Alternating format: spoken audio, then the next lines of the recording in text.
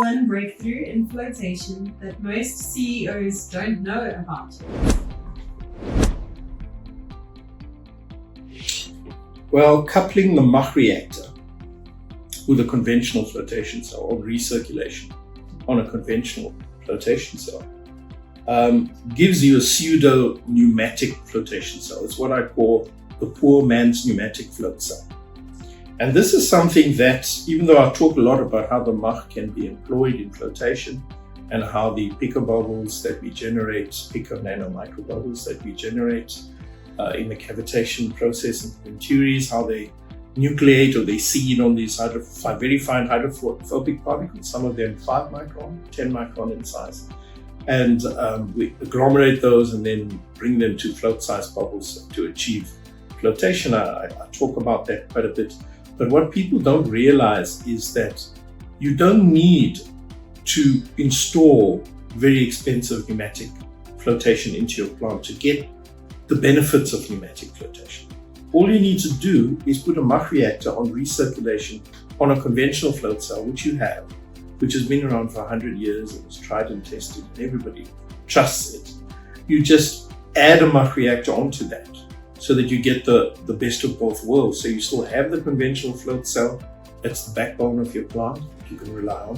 And then you also have the MACH reactor on recirculation with that, that's creating all this cavitation. You've got the high speed, supersonic speeds, you've got shockwaves, and these imploding bubbles that are with all this kinetic energy dissipation, the release of kinetic energy in the MACH, which is so high, all of which helps you pick up those fine particles, which you would ordinarily just lose through a conventional plant. You won't even recover that.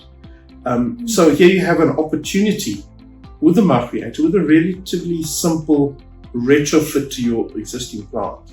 You're giving yourself that opportunity to recover something that you would have had a chance to recover with conventional float on its own.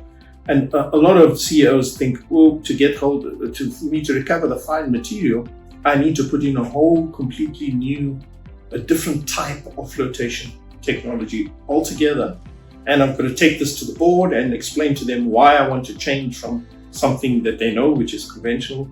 And inevitably, they're not going to get the go-ahead for that because, this is now a big change for the plant. Adding a MACH to a conventional cell is not a big change. If you don't like it, you switch it off. You've still got what you had before.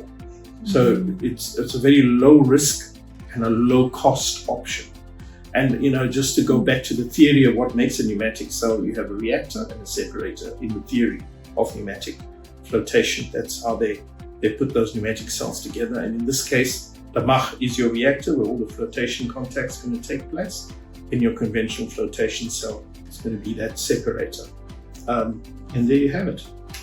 For more information on the MACH, gold ore, and how we are challenging and changing the world, please visit www.goldore.org.